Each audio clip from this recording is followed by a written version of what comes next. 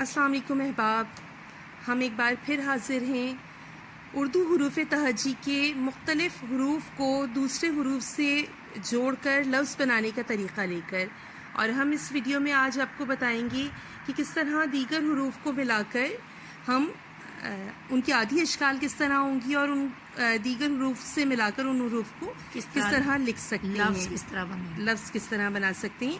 आज हमारे पास सबसे पहले जो हम कर रहे हैं वो है बे का ख़ानदान। बे, पे, ते से, और उसके बाद ये जो है वो भी जब हम किसी लफ्ज़ के साथ मिलाकर लिखते हैं तो वो भी बे की शक्ल में ही लिखा जाता है। बे, ये बे की आधी शक्ल है।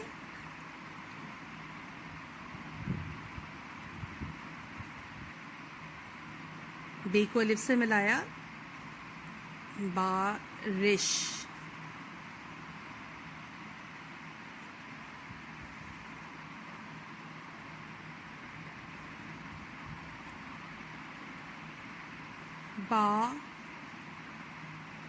बाप,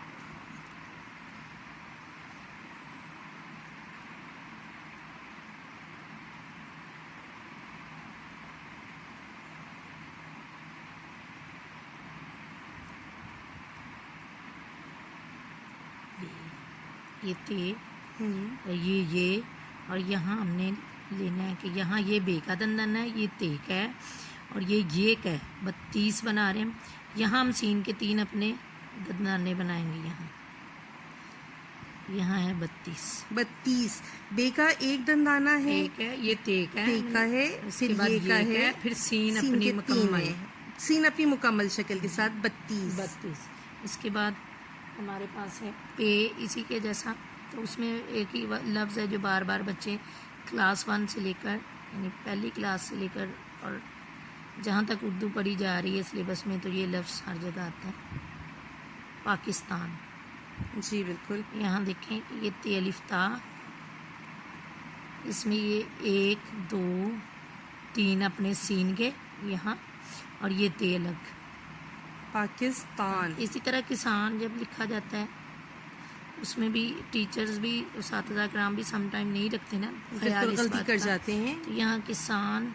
और आजकल मैम ये वाली चीज़ है कि बच्चों को ये उस्ताद कराम ही की बात है कि सीन को वो बिल्कुल एक सीधी लाइन की तरह से लिखना भी सिखा रहे हैं। वो भी जिस तरह ये यहाँ हम पाकिस्तान लिख के दिखाते हैं, जो भी कह रही हैं ये कि अगर सीन को ले रहे हैं तो अमूमन जो लिया जाता है वो कोशिश जब लिखा जाता है, लेकिन यहाँ हम पाकिस्तान को ले रहे हैं कि ये देखें। लेकिन बच्चा छोटा है या बच्चे ने जल्दी में जब वो जुमले बना रहा है, लिख रहा है, उसकी जो भी उसकी अपनी याददाश्त है उसके मुताबिक वो पाकिस्तान, ये ठीक है लफ्ज़। लेकिन जब बच्चा लिखेगा तो इसको यूँ नहीं लिखेगा, वो ये वाला अगर इसको मुख्तसर बना देता है, यहाँ से ही ते अलिफ ता बनाता है, तो लफ्ज़ तो गलत हो गया ना, पाकिस्तान हो जाएगा। सीन गायब हो जाएगा, गायब हो जाएगी सीन। अगर ये फासला हम देंगे तो यहाँ पहले हम लिखा करते थे पहले किसी दौर में, तो यहाँ सीन का ये आता था तरंग। अब ते की आधी शक्ल वही बिल्कुल बे की तरह ही बनेगी, पे और ते सबकी तरंग। यहाँ इसी नून भी इसी तरह आधी शक्ल बनती जिस तरह बे की बनती है, तरंग।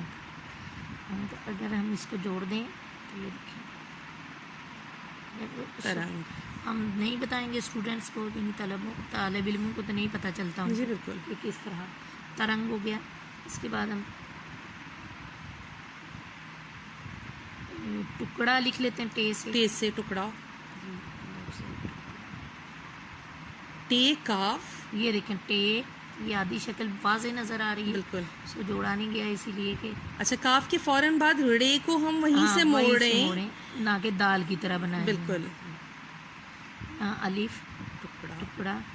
इसके बाद हमारे पास से हम से पे चले जाते हैं, ए भी होगी, से पे हम बनाएंगे जी साबित, पहले लिख लेते हैं से अलिफ सा। जी यहाँ देखें गौर करें तो बे जैसा ही है, ये यहाँ बे जैसा वही, और पूरी ते। यहाँ भी तालिब इल्मों को ये चीज़ वाज़ेह नहीं होती कि ये कहाँ से बनाना, वो सीधा ही एक ही बनाना, बिल्कुल साबित। इसके बाद सबूत अगर लिख जाए वो भी से ये सी का एक दंदाना अपना और बे का एक किया बिल्कुल और वाव उसके बाद बिल्कुल। सबूत। इसके बाद ये तो बन गई इसका तो ये यहाँ पर बे का ख़ानदान मुकम्मल हो जाता है। ये से मैम आपने एक लफ्ज़ लिखना है, ये से भी यकीन हम लिख सकते हैं। यकीन, हाँ बिल्कुल यगानगत, बिल्कुल, चलें भी ये से भी हम लिख देते हैं क्योंकि क्योंकि ये भी बे की तरह ही की आधी शक्ल में आता जी है। ये देखें यहाँ काफ, फिर ये पूरा नून, ये अगर हम इसको जोड़ दें ये देखें बिल्कुल बेज की आधी शक्ल, काफ की अपनी शक्ल और नून मुकम्मल अलग से देखें नून मुकम्मल, यकीन और यगानगत, ये गानगत लिख लीजिए। गाफ को मिलाने का तरीका बच्चों को पता चल जाए कि किस तरह मिलाया जाना है। ये फिर नून भी आ गया इसमें जो बे की शक्ल का, बिल्कुल, लेकिन सिर्फ नुक्ते का फ़र्क उसको वाज़ेह करेगा कि ये नून है।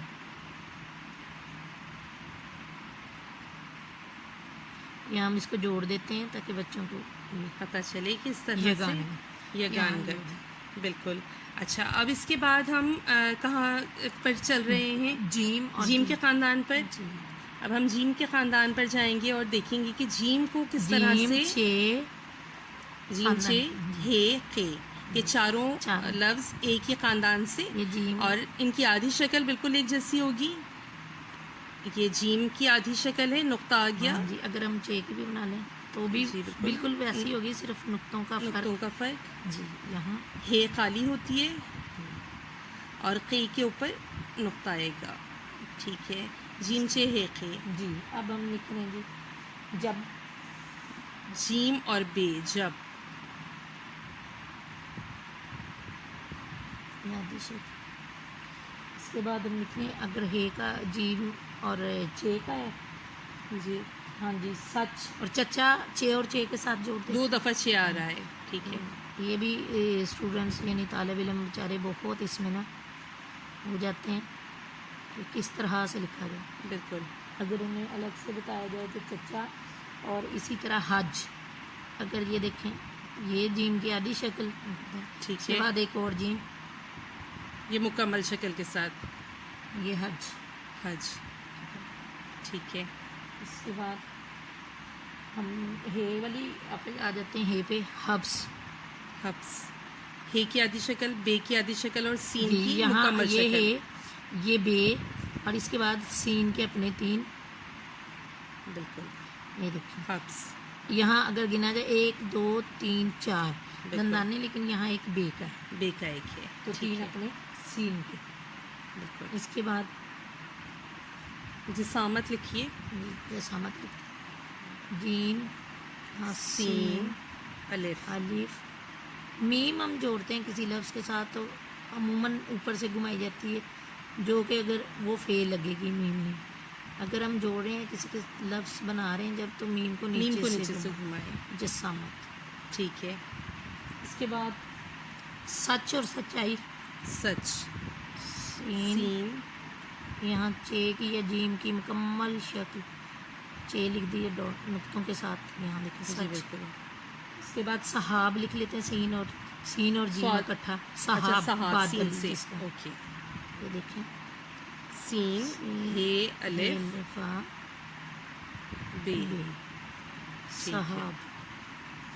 इसके बाद हमारे पास लिहाज, उसमें भी लिहाज। यानी लाम आदि हे, शक्ल। बिल्कुल, इसके बाद ये वही सारा उसका जीम जैसा ए का सही, लिहाज। लिहाज। अहबाब, यहाँ पर बे और जीम के ख़ानदान के को दीगर हरूफ से मिलाने का सबक ख़त्म हुआ। इंशाअल्लाह अगली वीडियो में हम आपको दीगर हरूफ के साथ लफ्ज़ बनाने का तरीक़ा सिखाएंगे। तब तक के लिए हमें इजाज़त दीजिए। इंशाअल्लाह जल्द मुलाकात होगी। अल्लाह हाफ़िज़।